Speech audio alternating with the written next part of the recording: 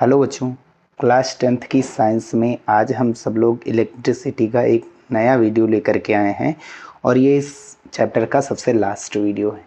इसमें हम सब लोग शुरुआत करेंगे सबसे पहले विद्युत शक्ति की और फिर लास्ट में विद्युत धारा का उसमें प्रभाव क्या होता है उसके बारे में जानेंगे। तो चलिए शुरू करते हैं। विद्युत शक्ति क्या होती है? विद्युत का मतलब आवेश, शक्ति का मतलब होता है सामर्थ्य या पावर। तो आवेश की पावर, कहाँ पर आवेश कार्य करता है? जहाँ आवेश कार्य करेगा वहीं ऊर्जा व्यय होगी। तो सबसे ज़्यादा कार्य तो यहीं पर करेगा। आवेश मतलब करंट, करंट सबसे ज़्यादा कार्य कहाँ पर करती? प्रतिरोध पर। यानी ऊर्जा कहाँ पर व्यय होगी? प्रतिरोध पर। ठीक है। तो किसी विद्युत परिपथ में प्रति सेकंड क्षय होने वाली ऊर्जा को विद्युत शक्ति कहते हैं। तो विद्युत ऊर्जा क्या होती है ये भी जान लीजिए। तो प्रतिरोध पर जब करंट कार्य करती है, प्रतिरोध पर करंट जो कार्य करती है वही उसकी क्या कहलाती है? विद्युत ऊर्जा।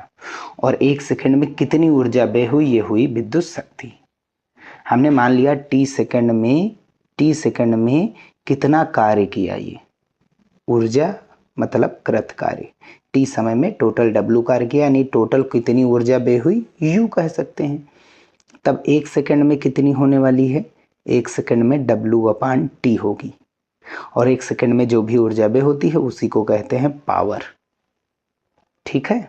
ये बैटरी जानते ही हैं, बैटरी का प्लस टर्मिनल, ये माइनस टर्मिनल है और प्लस वाले तार से करंट जाती है, माइनस से वापस आती है और यहाँ पर कार्य करेगी।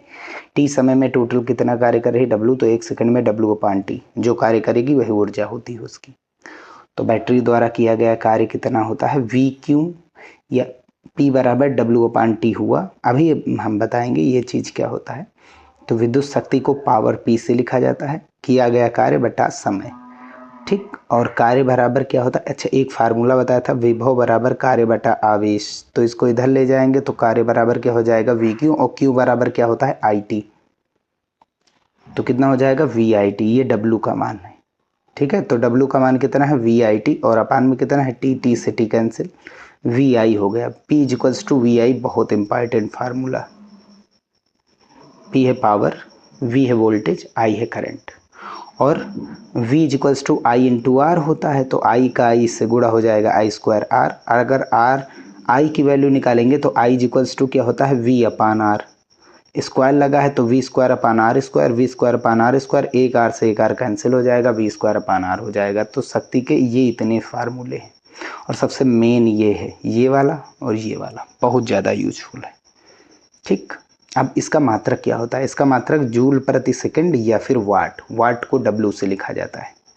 क्लियर है ना बात? अन्य मात्रक क्या होते हैं? 1 किलोवाट। किलो का मतलब 1000, 1000 वाट। 1 मेगावाट, मेगा का मतलब 10⁻⁻6 वाट। एक अश्वशक्ति बहुत पूछा जाता है, एक अश्वशक्ति 746 वाट के बराबर होता है। और एक गीगावाट 10⁹ वाट के बराबर। वैसे ये कोई खास नहीं है।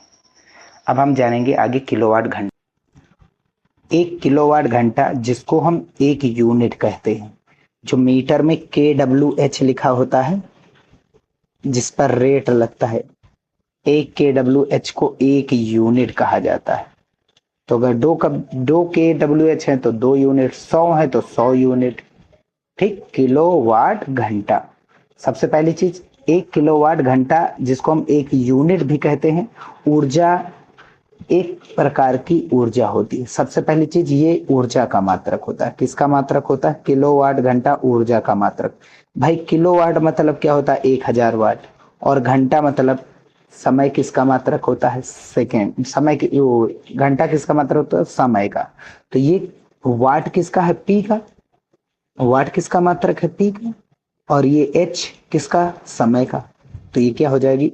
यहां से अगर फार्मूला जो हमने बताया था ये क्या आता है? P = W/T। अगर जब हम W बराबर करेंगे तो PT हो जाएगा। देख लीजिए PT किसके बराबर है? W के। वर्क मतलब एनर्जी, जो वर्क करते हैं वही एनर्जी होती है। तो 1 किलोवाट घंटा या 1 यूनिट ऊर्जा जो होती है, 1 यूनिट ऊर्जा वह ऊर्जा है जो किसी परिपथ या विद्युत परिपथ में 1 घंटे में व्यय होती है। और जबकि परिपथ की शक्ति कितनी हो? 1000 वाट। 1 किलोवाट घर में जो बिजली लगी तो वो 1 किलोवाट की ही है, मीटर 1 किलोवाट का है। और 1 घंटे में टोटल कितनी ऊर्जा व्यय हो रही है, जबकि मीटर बिजली कितने वाट की आ रही है आपके घर में, 1 किलोवाट की या 1000 वाट की। तो उससे हम क्लियर कर सकते हैं यानी कितनी ऊर्जा व्यय हुई। तो यूनिटों की संख्या बराबर वाट गुणे घंटा गुणे दिन बटे 1000। ठीक, वाट गुणे घंटा गुणे ये संख्या है दिन की। ठीक, वाट गुणे घंटा गुणे दिन बटा 1000। ये 1000 वही किलो वाला ही है, 1000 से भाग कराया गया है। ठीक है ना। और 1 किलोवाट घंटा या 1 यूनिट में कितने जूल होते हैं, 3.6 गुणे 10⁶ जूल। भाई 1 किलो का मतलब क्या हुआ, किलोवाट का मतलब 1000 वाट, और घंटा मतलब सेकंड में चेंज करेंगे तो 1 घंटे में ये 60 मिनट, 60 मिनट को फिर से 60 सेकंड। तो 36 कितने जीरो हैं, 1 0 2 0 3 0 4 0 5 0 10⁵ watt second. Watt second. Point एक अंक आगे ले आएंगे, साइंटिफिक रूप 3.6 इंटू 10⁶। आगे बढ़ेंगे तो प्लस, पीछे आएंगे तो minus. Watt second, watt second को ही क्या कहा जाए वह watt second. Watt second, power का मात्रक वाट, समय का सेकंड, यही होता है जूल। 3.6 गुणे 10⁶ जूल। क्लियर है ना। अब पढ़ने वाले हैं विद्युत धारा का ऊष्मीय प्रभाव। विद्युत धारा का ऊष्मीय प्रभाव क्या होता है, जब किसी परिपथ में विद्युत धारा प्रवाहित करते हैं तो ऊष्मा व्यय होती है, यानी कि वो गर्म हो जाता है। ठीक है, ऊर्जा के रूप में ऊष्मीय ऊर्जा व्यय होती है। ठीक है भाई, मोबाइल को जैसे चार्ज करते हैं मोबाइल गर्म हो जाता है। ठीक है, तो वो ऊर्जा ही क्या होती है, टेम्परेचर के रूप में बाहर निकल जाती है। तो यही चीज होता है विद्युत धारा का ऊष्मीय प्रभाव कहलाता है। ठीक है, पढ़ते हैं। सेल या बैटरी विद्युत धारा का एक स्रोत होती है, ठीक है, जिसके अंदर होने वाली रासायनिक अभिक्रिया के कारण किसी परिपथ में विभवांतर स्थापित करती है। भाई अगर रासायनिक अभिक्रिया होती है तो फिर एक तरफ प्लस एक तरफ माइनस इकट्ठा होता है। ठीक है, तो सेल या बैटरी विद्युत धारा का स्रोत होती है। विद्युत धारा का स्रोत कौन होता है, सेल या बैटरी, जिससे हम यही तो धारा को घुमाते हैं, यानी से हम धारा का कह सकते हैं निर्माण होता है। ठीक है, अब इसमें सेल या बैटरी में बहुत सारी अभिक्रियाएं होती हैं। जो काले काले पदार्थ होते हैं, सेल को तोड़ेंगे तो क्या होती है, उसमें काला पदार्थ निकलता है, वही इलेक्ट्रोलाइट्स होता है, विद्युत अपघट्य। और इन्हीं के कारण एक विभवांतर स्थापित होता है, यानी कि प्लस एक तरफ माइनस एक तरफ इकट्ठा हो जाता है, तो वो बैटरी या सेल का निर्माण करता है। विभवांतर का मतलब निर्माण। बैटरी या सेल में क्या होता है, विभवांतर, प्लस एक तरफ माइनस एक तरफ, यानी विभव का अंतर हो गया।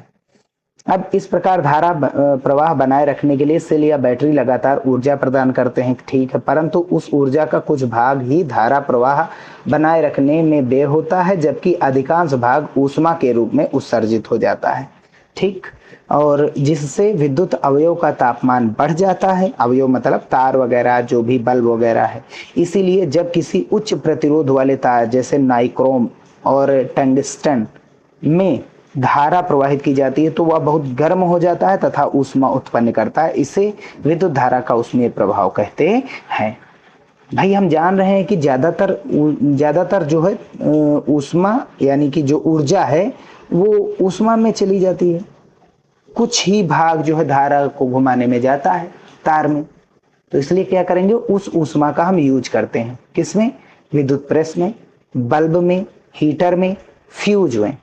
तो विद्युत धारा का उसमें प्रभाव जो है, अब यहाँ से अगर बहुत गर्म हो जाता है और ऊष्मा उत्पन्न करता है, इसे विद्युत धारा का उसमें प्रभाव कहते हैं।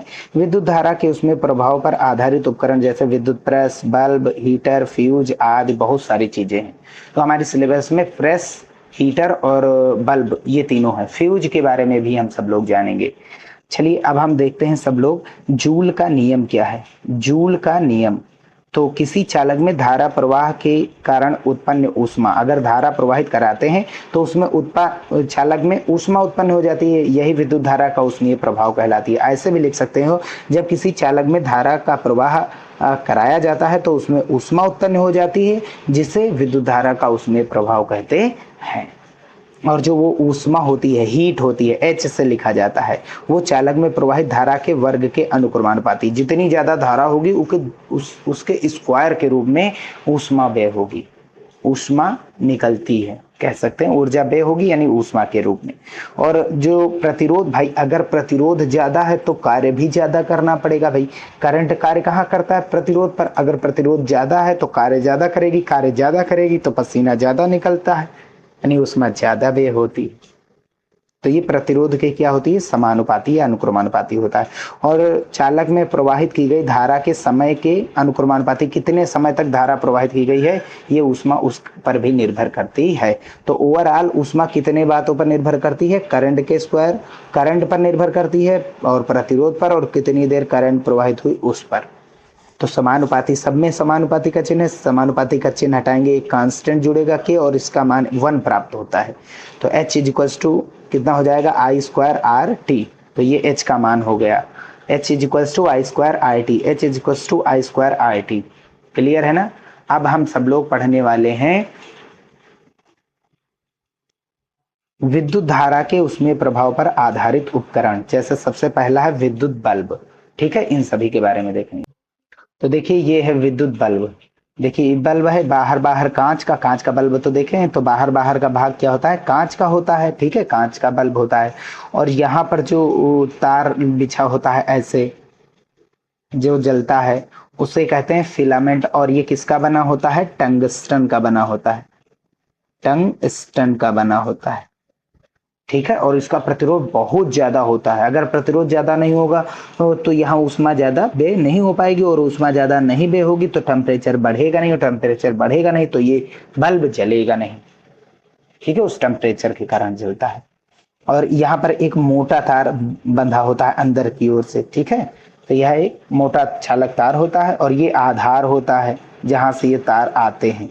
और ठीक है, यहाँ पर 2 नोक निकली होती हैं जिसको हम चालक तार का टर्मिनल कहते हैं, यही तार के टर्मिनल होते हैं, और इन्हीं पर हम करंट का प्रवाह देते हैं, इसको वोल्टेज देते हैं, करंट देते हैं, तो ये जलता है, ठीक है। क्लियर बात? फिलामेंट क्या होता है, और चालक तार ये अंदर का होता है, ये आधार इसका होता है, और ये होता है इसका टर्मिनल, चालक का टर्मिनल होता है, यानी कि यहीं से करंट को दिया जाता है, ठीक है।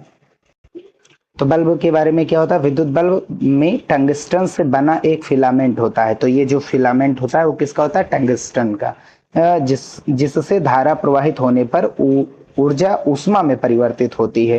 तो यहाँ अगर धारा प्रवाहित करते हैं तो जो ऊर्जा वे होगी, यहाँ भाई प्रतिरोध बहुत ज्यादा होता है, ये इतना ज्यादा घुमावदार होता है कि यहाँ का प्रतिरोध बहुत ज्यादा बढ़ जाता है। और प्रतिरोध बढ़ेगा तो जाहिर सी बात है वहां पर ऊर्जा ज्यादा वे होगी, और वो किस में वे हो जाती है? ऊष्मा में। ज्यादातर भाग किस में वे होती है? ऊष्मा में परिवर्तित हो जाती है, तथा कुछ भाग प्रकाश में परिवर्तित होता है, और बल्ब चमकता है। फिलामेंट का प्रतिरोध तथा गलनांक बहुत अधिक होता है। अगर गलनांक ज्यादा नहीं होगा तो ये पिघल नहीं जाएगा टेम्परेचर का, तो गलनांक बहुत ज्यादा था। फिलामेंट मतलब यही टंगस्टन का, टंगस्टन तार का प्रतिरोध उच्चतम होता है और गलनांक भी उच्चतम होता है। क्लियर बात? प्रतिरोध ज्यादा नहीं होगा तो ऊर्जा व्यय होगी ही नहीं, ऊर्जा व्यय जैसे ही होगी ज्यादातर वैसे ही ये बल्ब जलने लगेगा। अगला क्या होता है? विद्युत फ्यूज। विद्युत फ्यूज कुछ इस प्रकार का होता है, ऐसे, ठीक है। विद्युत फ्यूज ऐसे होता है, ऐसे कुछ होता है, ठीक है। अंदर बहुत कम, बहुत शार्टेज वाला होता है, ये लगा रहता है नहीं। जैसे ही करंट तेजी से जाएगी तो ये इसका प्रतिरोध क्या होता है? बहुत कम होता है। जैसे ये जाएगी तो ये पिघल जाएगा, ठीक है, पिघलेगा जैसे ही तुरंत का तुरंत। भाई इसका टेम्परेचर कम वाला होता है, ये ऐसा तार यूज किया जाता है इसमें। इसका टेम्परेचर ये टेम्परेरी वाला है, ठीक है। ये टिन और लेड का बना होता है, टिन और लेड जो जानते हैं ना, मिश्र धातु का बना होता है तार, और टेम्परेचर ज्यादा नहीं होता। जैसे ही करंट जाएगी, जैसे करंट का मान जैसे बढ़ेगा तो यानी जाहिर सी बात है यहाँ पर ऊष्मा व्यय होगी, और जैसे ऊष्मा व्यय होगी वैसे वैसे टेम्परेचर बढ़ेगा, और टेम्परेचर जैसे बढ़ेगा तो ये पिघल जाएगा और घर की लाइट सुरक्षित हो जाएगी। यही चीज होता है इसमें, ठीक है भैया, ठीक है। बाकी ये तो जानते हैं फेस होता है, इसको जब जोड़ते हैं तो करंट जाते ही है घर में, ठीक। तो घरेलू विद्युत परिपथ में फ्यूज का उपयोग सुरक्षा युक्ति के रूप में किया जाता है, ठीक है। सुरक्षा युक्ति, भाई जले ना कुछ, करंट तेजी से भी आ सकती, धीमे भी आती है, तो जो परिपथ में निश्चित धारा से अधिक धारा होने पर पिघल जाता है। अगर धारा ज्यादा होगा तो ये पिघल जाता है और परिपथ खुल जाएगा। परिपथ मतलब तार कट गया, अब करंट आगे जाएगा नहीं, यानी कि परिपथ खुल जाता है, जिससे घर में उपकरणों को कोई क्षति नहीं पहुंचती है। फ्यूज जो होता है वो टिन तथा लेड की एक मिश्र धातु होती है और जिसका उपयुक्त गलनांक होता है, ज्यादा नहीं मतलब यूजफुल होता है गलनांक उतना कि हाँ करंट आ जा सके बस।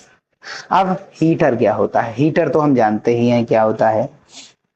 अब हीटर से खाना वगैरह बनाया जाता है और ठंडियों के दिनों में हाथ भी सेका जाता है।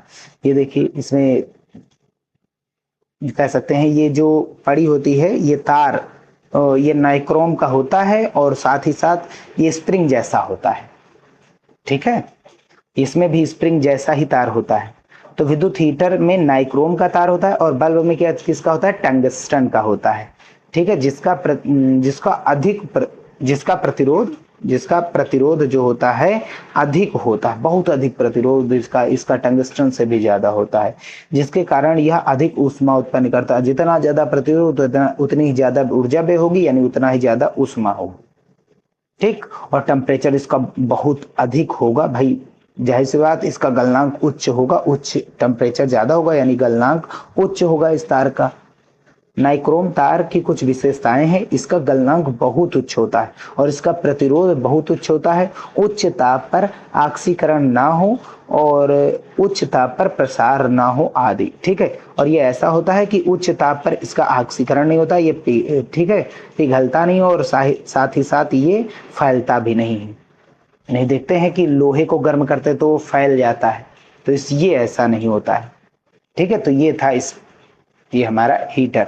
अब होमवर्क आप लोगों का है कि जो विद्युत जो प्रेस है इस्त्री जिससे किया जाता है वो चीज आप लोग होमवर्क में पढ़ लीजिएगा। ठीक है, बस यहीं पर ये वीडियो समाप्त करते हैं। नेक्स्ट वीडियो में हम सब लोग न्यूमेरिकल्स को सॉल्व करेंगे बालाजी प्रकाशन से। ठीक है, बालाजी पब्लिकेशन से हम न्यूमेरिकल्स को सॉल्व करेंगे। वीडियो यहीं समाप्त करते हैं।